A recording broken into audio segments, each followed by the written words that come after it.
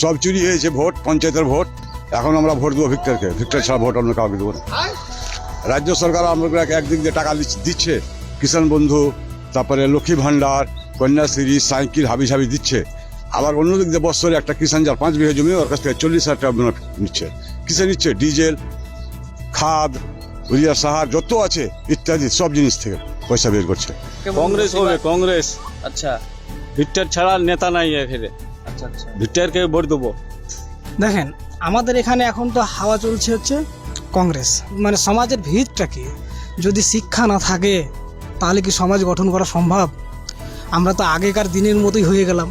আমরা চাই না যে কোনো নেতা আমাদের ভোটে জয়যুক্ত হয়ে তারা আবার আমাদের মাথাকে বিক্রি করুক। আমরা চাই আমাদের স্বার্থে তারা যেন কাজ করুক। এই জন্য আমরা কংগ্রেস প্রার্থী আলী ইমরান খান ভিক্টরকে ভোট দিয়ে জয়যুক্ত করতে চাই। আমাদের এখানে লিড করবে কংগ্রেস। কংগ্রেস লিড হবে। আর অ্যাকচুয়ালি ভিক্টর নেতাটা ভালো নেতা। আমাদের চাকলিয়া অঞ্চলে, রায়গঞ্জ, হেমতাবাদ, করমদিঘি, ইসলামপুর, এগুলো জায়গার নেতা কিন্তু হচ্ছে 1 নম্বর ভিক্টরি। ইনার কাছে যেগুলো অভিজ্ঞতা আছে, অন্য নেতার কাছে এই ধরনের অভিজ্ঞতা নাই। আর ইনি একটা কারো দালালি, কোনো জায়গা দালালি করবে না। সরকারের যেটা সিস্টেম আছে সিস্টেমে থাকবে। আর অন্য নেতা যদি সুযোগ পায় দালালি করে বসে থাকে।